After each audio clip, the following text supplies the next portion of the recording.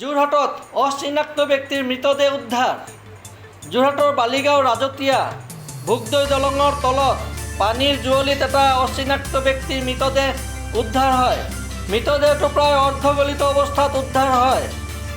ৰাতিপুৱা স্থানীয় লোকে প্ৰাতঃ ভ্ৰমণলৈ অহা লোকে মৃতদেহটো প্ৰত্যক্ষ কৰি আৰক্ষীক খবৰ দিয়ে। আৰক্ষী আৰু SDRF বাহিনীয়ে মৃতদেহটো উদ্ধাৰ কৰি মৰণোত্তৰ পৰীক্ষাৰ বাবে প্ৰেৰণ কৰে।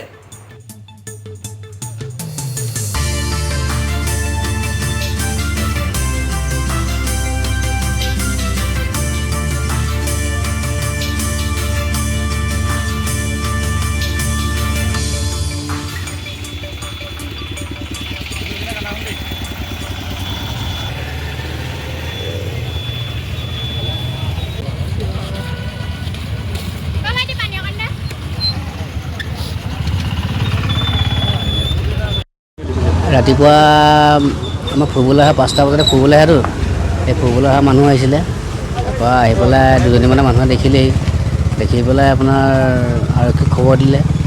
আৰক্ষী NDF বাহিনী আহি পেলাই উদ্ধাৰ কৰিবলৈ যোজা চলাই আছে আৰু। জেগাটো কি বুলি কয়? ৰাজতীয়া বালিগাঁও। ৰাজতীয়া বালিগাঁও হয়। ভোগদৈ দলঙৰ তলত আছে পানী ঢৌত।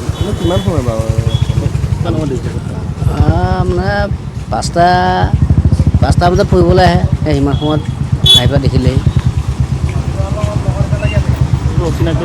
অচিনাক্ত ব্যক্তি হয়। কোনো